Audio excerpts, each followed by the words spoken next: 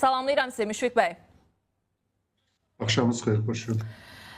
Nəzərə alaq ki, çox bədbəxt bir hadisə baş verib bugün səhər saatlarında. Heç istəməzdik ki, təbii ki, belə bir hadisələr yaşansın, ancaq bu ilk deyil.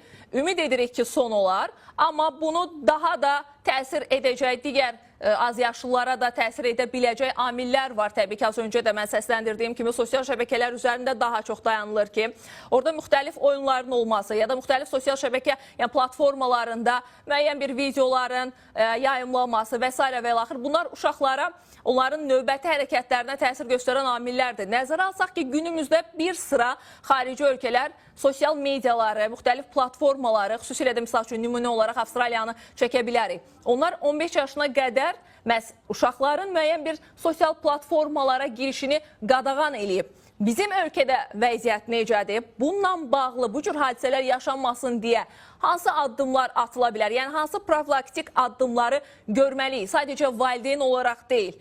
Daha qlobal, daha geniş səviyyədə, dövlət səviyyəsində, qurumların dəstəyi ilə nələr edilməlidir? Təşəkkür edirəm.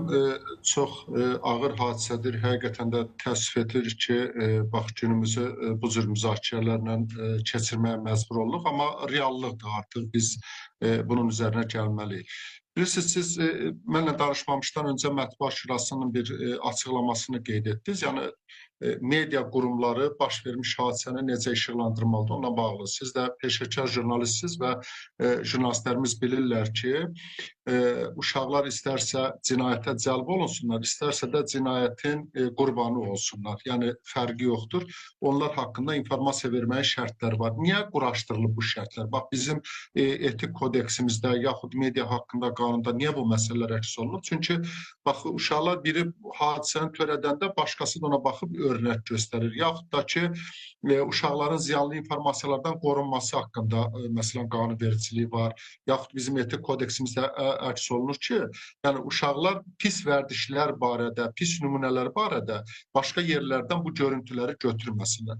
Çox təəssüf, bizim ənənəvi media üçün bu standartlar mövcud olsa da, ən dəhşətli vəziyyət sosial şəbəkələr müstəvisindədir.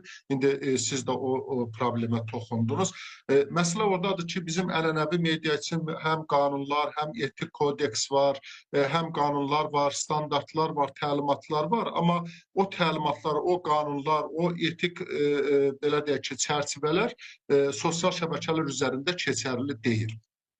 Problem buradan başlayır. Yəni, bu 10-cu sinif uşağının haradan ağlına gəlir ki, müəllimə etiraz etmək üçün gedib onu tutaq ki, odlu silahla vurmaq lazımdır. Yaxud bundan 2-3 gün qabaq olmuşdu da, indi rayonların birində 12 yaşlı uşaq bıçağı götürüb gedib başqa bir az yaşlıya xəsarətlər yetirmişdi. Bu 12 yaşlı uşağın haradan ağlına gəlir bu cür hadisələr? Təbii ki, bunların hamısını sosial şəbəkələr üzərindən görürlər və özlərini də onlara bənzətmək istəyirlər. Bax, problemi kökü buradadır. İndi sosial şəbəkələrdə bu görüntüləri məhdudlaşdırmaq üçün nələr olmalıdır, nələr etmək lazımdır? Bax, burada iki istiqamət var. Birinci istiqamət odur ki, sosial şəbəkə adminlərinin özləri müəyyən mərhələlər, bariyerlər tətbiq edirlər. Məsələn, Facebookda, YouTube'da biz baxsaq, müəyyən məhdudiyyətlər var. 16 yaşdan tutaq ki, yuxarı hesab açmasın. Amma bunlar simvolik tədbirlərdir. Niyə görə?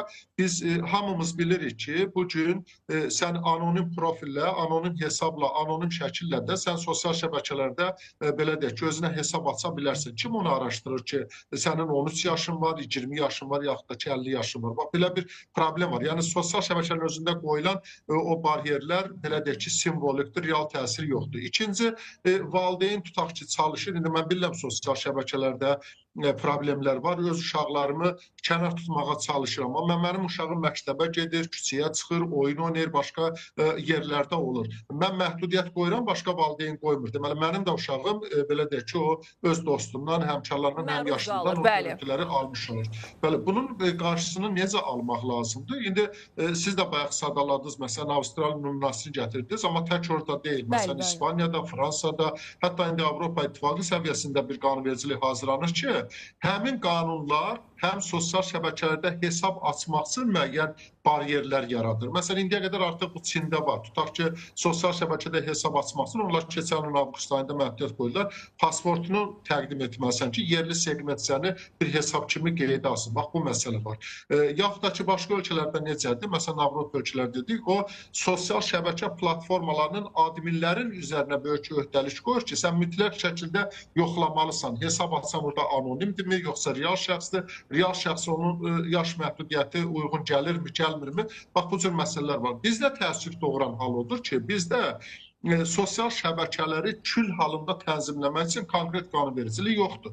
Bizdə ayrı-ayrı məzmunu tənzimləmək üçün qanunlar var, amma sosial şəbəkələri kül halında tənzimləyən bir qanun yoxdur. Xüsusi olaraq orada məsələn sosial şəbəkə platformunun adminlərin məsuliyyətini nəzərdə tutan məsələn bizim qanunvericilik yoxdur. Bizim məsələmiz oradadır.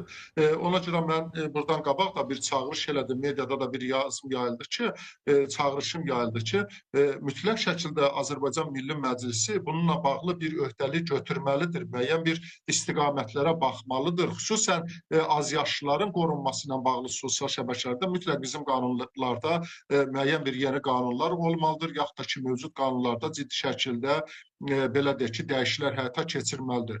Əks təqdirdə bizim bu dəhşətli vəziyyət davam edəcək. Bilirsiniz, indi Azərbaycanda belə bir məsələ var. İndi bizdə başqa ölkələrdən fərqli olaraq ailə institutu möhkəmdir. Burada uşaqlar hələ müəyyən qədər ailənin təsiri altındadır. Yaxud ölkədə çox ciddi şəkildə sabitlik qorunur, nizam-intizam var və s. Amma bugün əgər insan bütövlükdə sosial şəbəkələrin, rəqəmsal texnologiyaların təsiri altındadırsa və biz istər-istəməz hər gün sosial şəbəkələrdə bu cür hallarla qarşılaşırıqsa, deməli gələcəkdə əgər sərt qanunlar qəbul olunmasa, belə deyək ki, vəziyyəti tənzimləmək olmayacaq. İndi yeri gəlmişkən, vaxtımız varsa bir nüansa da deməli cavab istəyəcəm sizdən Müşfiq bəy. Bəli. Qısa olaraq cavabınızı istəyəcəm, çünki 1-2 dəqiqəlik vaxtımız var. Bu arada sadəcə sosial şəbəkələrlə bağlı deyil, əslində oyunlarla bağlı da bir məsələyə toxunsa sevinərdim. Mən elə sağ olun, o məsələyə gəlmək istəyirdim ki, söhbət burada problem təkcə azyaşlıların belə deyil, qeyri-qanuni görüntüləri görməsində deyil, sonra buradakı qaydasız oyunlarda baxmasında, tamaşa etməsində. Biz hətta yaşlı insanların, yetkin insanların da psixologiyasını pozacaq biz müəyyən hallarla rastlaşırıq. Məsələn, bayaq danışdıq ki, güya Facebook ya YouTube, məsələn, belə deyək də, azyaşlıların hesab açmasını məhdudlaşdırır. Yaxud da ki, məsələn, onların şərti var da, qanqadalı görüntüləri vermək olmaz və s.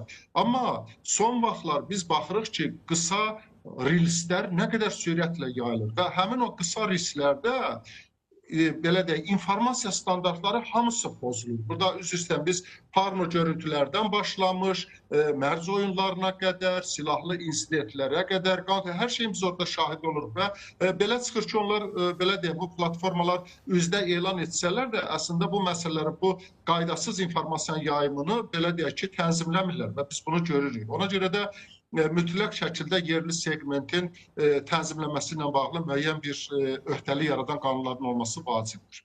Təşəkkür edirəm. Müşfiq bəy, məsləhətiniz və təhlilləriniz üçün Müşfiq Əsgərli, Azərbaycan Mətbuat Şurası İdarə Heyətinin üzvü ilə canlı bağlantıdaydı. Hansı ki, bugün İdrak liseyində səhər saatlarında baş verən insidentlə bağlı bu məsələni müzakirə elədik ki, əsas səbəb nə ola bilər? Xüsusilə də daha çox sosial şəbəkə və digər bir tərəfdən təhlükəli oyunlar var. Hansı ki, uşaqların əksəriyyəti deyə bilərik ki, bunların alüdəçisidir. Bunlar necə tənzimlənməlidir? Hansı tədbirlər görülməlidir dövlət səviyyəsindən? Necə bunun qarşısını ala bilərik bu cür insidentlərin? Bunu bir qədər qonağımızla müzakirə etməyə çalışdıq.